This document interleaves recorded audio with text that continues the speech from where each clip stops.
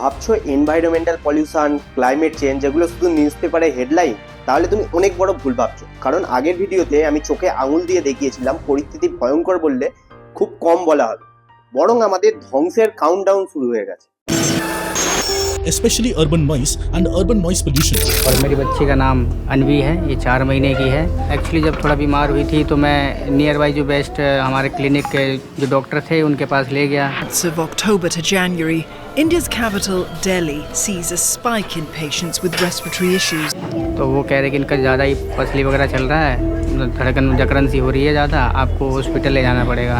तो हम लोग इमरजेंसी में हॉस्पिटल में लेके आए, तो उन्होंने डॉक्टर ने चेक वेक करके कहा कि आईसीयू में इनको एडमिट करना पड़ेगा। Pollution spares no body organ. It affects the pregnancies, it affects the genetics of the unborn fetus, and the children can be born with structural abnormalities. Bad air is not something that you become immune to. This is a toxin. এই পুরো বিষয়টা আমি আগের ভিডিওতে খুব ভালোভাবে explain করেছিলাম। তোমরা যদি সেই ভিডিওটা না দেখে থাকো তাহলে ভেবো না যে শুধু একটা ভিডিও মিস করছো, তোমরা মিস করছো ফিউচারে অনেক বড় একটা অপরচুনিটি। তাই ভিডিওটা যদি এখনো না দেখে থাকো তাহলে ডেসক্রিপশনে দেওয়া লিঙ্ক থেকে ভিডিওটা আগে দেখে আসো। কারণ সমস্যা ঠিক কতটা বড় সেটা যদি তুমি না জানো, আজকের অপরচুনিটির কথা তোমার মাথার উপর দিয়ে যাবে। তুমি কি কখনো ভেবে দেখেছো সমুদ্রের পাড় থেকে কুড়িয়ে পাওয়া একটা সামান্য প্লাস্টিক র্যাপার কাউকে 250 কোটি টাকার মালিক করে দিতে পারে? গল্পটা শুনতে সিনেমার মতো হলেও এটা একটা সত্যিকারের ঘটনা। গল্পটা হলো আদিত্য, অনুজ আর অক্ষয়ের। মুম্বাইয়ের জুহু ব্রিজের নিচে একটা ক্লিনার ডাইভ সাফাই অভিযানে তারা বালির মধ্যে একটা চকলেট প্যাকেট পায়।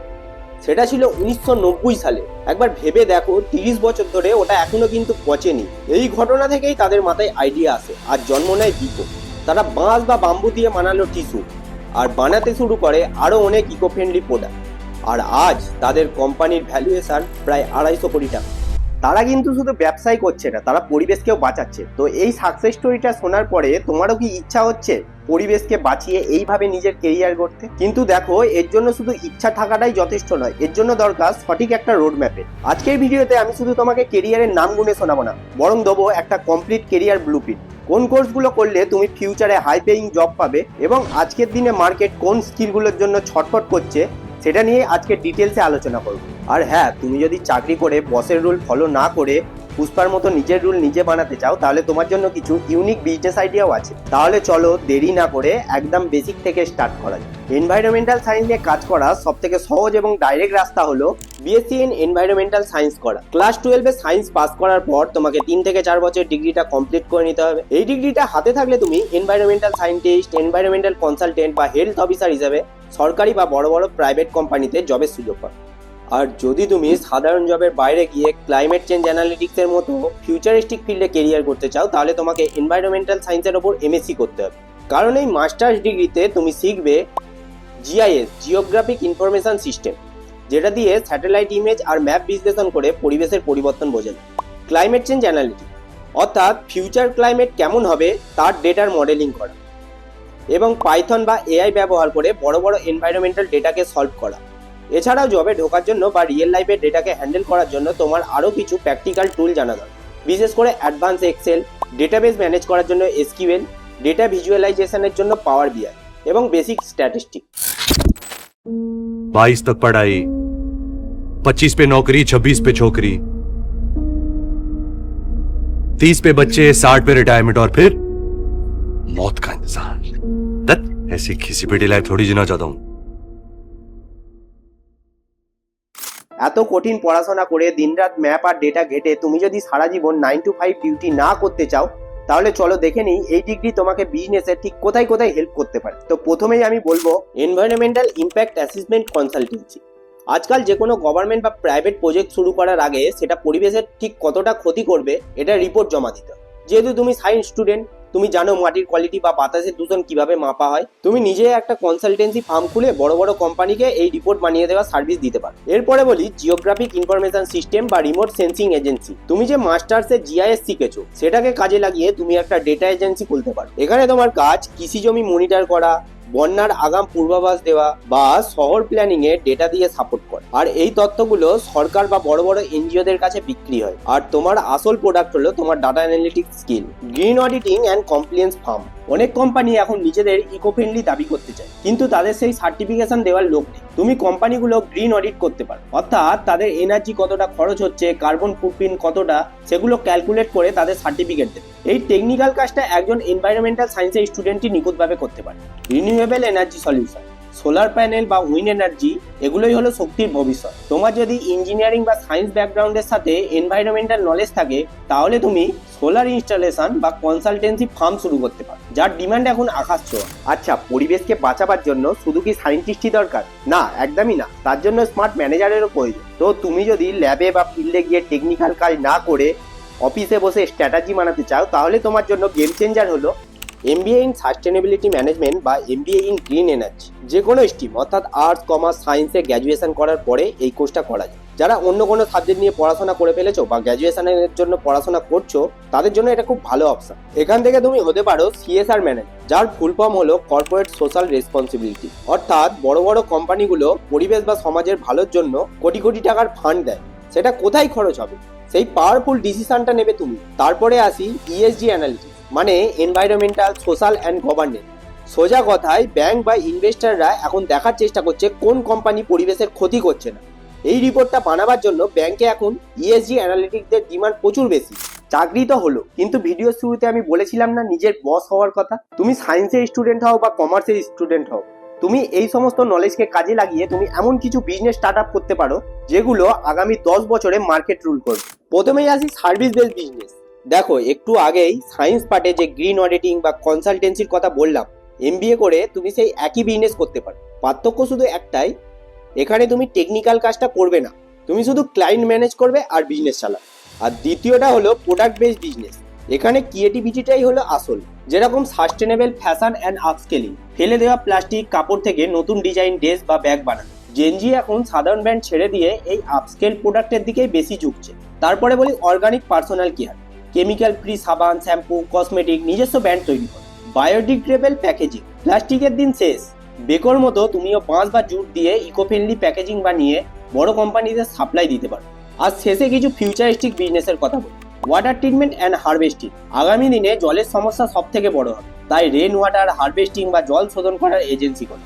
ভবিষ্যতের সেরা বিজনেস হাইটেক অর্গানিক ফার্মিং, সাধারণ চাষবাস নয়, টেকনোলজি ব্যবহার করে অর্গানিক ফার্মিং।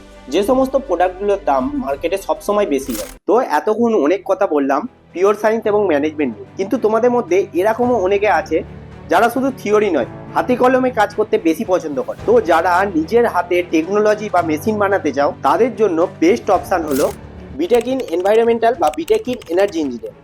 যাদের ক্লাস 12-এ ফিজিক্স, কেমিস্ট্রি এবং ম্যাথ আছে, একমাত্র তারাই এই টেকনিক্যাল লাইনে আসতে পারো। এই ডিগ্রিটা থাকলে তুমি রিনিউয়েবল এনার্জি ইঞ্জিনিয়ার হয়ে সরাসরি সোলার বা উইন্ড পাওয়ার প্ল্যান্ট ডিজাইন করতে পারো। এছাড়া বর্তমানে স্মার্ট সিটি তৈরির প্রজেক্ট বা টেকনিক্যাল ডাটা মডেলিং, এই সমস্ত কাজের জন্য ইঞ্জিনিয়ারদের প্রচুর চাহিদা। এইবারে আসি মেন পয়েন্ট, বিজনেস। একজন ইঞ্জিনিয়ার হওয়ার কারণে তোমার কাছে এমন কিছু টেকনিক্যাল নলেজ আছে যেগুলো কিন্তু অন্য কারো কাছে নেই। আক্ষরিক অর্থে তুমি এমন কিছু বিজনেস করতে পারো যেগুলো ফিউচারকে পাল্টে দিতে পারে। আগেই আমি যে রিনিউয়েবল এনার্জি সলিউশন বা গ্রিন বিল্ডিং কনসালটেন্ট এগুলোর কথা বলেছিলাম, সেগুলো তো তুমি করতেই পারো, কারণ সোলার প্ল্যান্ট বসানো এবং বিল্ডিং ডিজাইন করা এগুলো আসলেই ইঞ্জিনিয়ারের কাজ। তবে এর বাইরেও তোমার জন্য স্পেশাল দুটো বিজনেস আছে। গ্রিন টেক ম্যানুফ্যাকচারিং, শুধু কনসাল্টিং নয়, তুমি নিজেই মেশিন বানাতে পারো। যেমন কলকারখানার ধোঁয়াকে ফিল্টার করা মেশিন বা নোংরা জল পরিষ্কার করার জন্য ছোট প্ল্যান। বড় বড় ফ্যাক্টরিগুলো এই মেশিনগুলোর জন্য কোটি কোটি টাকা খরচ করে। আর একটা বিজনেস আইডিয়া হলো স্মার্ট এনার্জি সলিউশন। আজকাল সবাই বিদ্যুৎ বাঁচাতে চায়। তুমি এমন কোনো সেন্সর বা হোম অটোমেশন সিস্টেম বানিয়ে বিক্রি করতে পারো যা বাড়িতে বা অফিসে বিদ্যুৎ খরচ কমিয়ে দেবে। অর্থাৎ তুমি ক্লায়েন্টকে টেকনোলজি বিক্রি করবে আর তারা তোমাকে টাকা দেবে। ভিডিওর এই পর্যায়ে এসে আর্টস বা হিউম্যানিটির স্টুডেন্টরা এখন অবশ্যই ভাবছে বিজ্ঞানীরা টেকনোলজি বানাবে, ম্যানেজাররা বিজনেস করবে, তাহলে আমাদের কাজটা কি? শোনো, টেকনোলজি বা বিজনেস কোনোটাই ঠিকমতো চলতে পারে না যদি সঠিক ল বা পলিসি না থাকে। আর এখানে এন্ট্রি নিচ্ছে পলিসি মেকার। তোমাদের রাস্তাটা একটু অন্যরকম, কিন্তু সব থেকে পাওয়ারফুল। প্রথমেই বলি এনভায়রনমেন্টাল ল। তুমি যদি ল নিয়ে পড়ো তাহলে গ্র্যাজুয়েশনের পর এনভায়রনমেন্টাল লতে স্পেশালাইজ করতে পারো। এদের কাজ হলো বড় বড় কোম্পানি যখন নদী দূষণ করবে বা জঙ্গল কেটে ফ্যাক্টরি বানাবে, তখন তাদের বিরুদ্ধে তোমাকে আইনি লড়াইটা লড়তে হবে। ন্যাশনাল গ্রিন ট্রাইব্যুনাল বা সুপ্রিম কোর্টে দাঁড়িয়ে পরিবেশের হয়ে তোমাকে লড়তে হবে। এটা একজন এনভায়রনমেন্টাল লয়ারের কাজ। অনেকেই ভাবে পলিটিক্যাল সায়েন্স পড়লে শুধু রাজনীতি করা যায়, কিন্তু এই ধারণাটা সম্পূর্ণ ভুল। ক্লাইমেট চেঞ্জের মোকাবিলা করার জন্য সরকার নতুন নতুন নিয়ম বানায়। পলিটিক্যাল সায়েন্স বা পাবলিক পলিসি নিয়ে পড়ে তুমি সরকারি থিঙ্ক ট্যাঙ্ক বা ইন্টারন্যাশনাল অর্গানাইজেশন যেমন ইউনাইটেড নেশন এই সমস্ত জায়গায় পলিসি অ্যানালিটিক্স হিসাবে কাজ করতে পারবে। অর্থাৎ দেশটা পরিবেশ নিয়ে কি কি নিয়ম মানবে সেই ড্রাফটটা তোমার হাতেই তৈরি হবে। যারা সমাজ বা মানুষ নিয়ে কাজ করতে ভালোবাসে তাদের জন্য আছে এনভায়রনমেন্টাল সোসিওলজি। টেকনোলজি দিয়ে হয়তো মেশিন বানানো যায়, কিন্তু মানুষের স্বভাবকে কিন্তু পরিবর্তন করা যায় না। মানুষ যাতে প্লাস্টিক ব্যবহার বন্ধ করে বা গাছ লাগাতে আগ্রহী হয়, এই সামাজিক পরিবর্তনটা আনার জন্য বড় বড় এনজিও এবং রিসার্চ ফার্মে সোসিওলজিস্টদের প্রচুর দরকার হয়। এবার বলে দিই এখান থেকে কি কি বিজনেস করা সম্ভব। এখানে বিজনেস মানে প্রথাগত কেনা বেচা নয়, এখানে তোমাকে সার্ভিস বা ইনফ্লুয়েন্স সেল করতে হবে। যেমন লিগাল কনসালটেন্সি ফার্ম, কোম্পানিরা যাতে আইনি ঝামেলায় না পড়ে তার জন্য আগে থেকেই তোমার পরামর্শ নেয়। সোশ্যাল ইম্প্যাক্ট এনজিও, তুমি নিজের এনজিও খুলে আন্তর্জাতিক ফান্ডিং এনে বড় বড় প্রজেক্ট চালাতে পারো। এনভায়রনমেন্টাল জার্নালিজম, তোমার লেখার বা বলার স্কিল থাকলে তুমি পরিবেশ নিয়ে সাংবাদিকতা বা ডকুমেন্টারি মেকিং করতে পারো, যেটা এখন ইউটিউব এবং ওটিটিতে বিশাল একটা জনপ্রিয়। তো তুমি যেই কোর্সকেই বেছে নাও না কেন, তুমি যদি বড় কোনো বিজনেস করতে চাও তাহলে আমি তোমাকে 3টে টিপস দেবো। প্রথমে তোমাকে সঠিক এডুকেশন নিতে হবে। তোমার ব্যাকগ্রাউন্ড অনুযায়ী তুমি সঠিক ডিগ্রি বেছে নাও। সায়েন্স হলে বিএসসি বা ইঞ্জিনিয়ারিং, আর আর্টস কমার্স হলে এমবিএ বা ল। ডিগ্রির সাথে সাথে টেকনিক্যাল স্কিলগুলো যেমন জিআইএস, এক্সেল, ডাটা অ্যানালিটিক্স শিখতে শুরু করো। মনে রাখবে জবের বাজারে এটাই তোমার আসল হাতিয়ার। এরপরে আসি এক্সপিরিয়েন্স। পড়াশোনা শেষ করলেই হুট করে ব্যবসায় নেব না, আগে 1 থেকে 2 বছর কোনো কোম্পানিতে কাজ করো বা ইন্টার্নশিপ করো, মার্কেটের গ্যাপগুলোকে বুঝে নাও। যখন তোমার অভিজ্ঞতা আর নেটওয়ার্ক তৈরি হয়ে যাবে ঠিক তখনই কনসালটেন্সি বা প্রোডাক্ট বিজনেস লঞ্চ করো। তো ভিডিও শুরুতেই তোমরা দেখলে পরিবেশের সমস্যাগুলো ঠিক কতটা ভয়ঙ্কর। সাধারণ মানুষ এখন হাড়ে হাড়ে বুঝতে পারছে যে অ্যাকশন নেওয়ার সময় এসে গেছে। সময় এগোবার সাথে সাথে এই ফিল্ডের ডিমান্ড রকেটের গতিতে বাড়তে চলেছে। এটা তো শুধু ট্রেলার ছিল, পুরো সিনেমাটা এখনো রিলিজই হয়নি। তবে হ্যাঁ, এই একটা ভিডিওতে এত বড় সেক্টর এবং সমস্ত কিছু অপরচুনিটি একসাথে বলা কখনোই সম্ভব নয়। আমি এখানে কিছু সামান্য মেন কোর্সগুলো এবং কিছু বিজনেস আইডিয়া তোমাদের সাথে শেয়ার করলাম, কিন্তু এর বাইরেও সফল হওয়ার জন্য আরো 1000টা রাস্তা খোলা আছে। তাই তোমার যদি অন্য কোনো ব্যাকগ্রাউন্ড থাকে বা আজকের টপিক নিয়ে ছোটখাটো কোনো ডাউট থাকে বা এই ভিডিওর নেক্সট পার্ট চাইলে তুমি অবশ্যই আমাদের কমেন্টে জানাও। আমি চেষ্টা করব সবার কমেন্টের রিপ্লাই দেওয়ার। আর তুমি চাইলে সরাসরি আমাদের সাথে কানেক্ট হতে পারো। ডেসক্রিপশনে আমাদের অফিসিয়াল হোয়াটসঅ্যাপ নাম্বার এবং ওয়েবসাইটের লিঙ্ক দেওয়া আছে। তুমি তোমার প্রবলেমের কথা আমাদের সাথে শেয়ার করো, আমাদের এক্সপার্ট টিম যত তাড়াতাড়ি সম্ভব তোমার সাথে যোগাযোগ করে নেবে। শেষে শুধু একটাই কথা বলি, পৃথিবী বদলাচ্ছে, তোমাকে তোমার কেরিয়ার চয়েসও বদলাতে হবে। দেখা হচ্ছে পরের ভিডিও।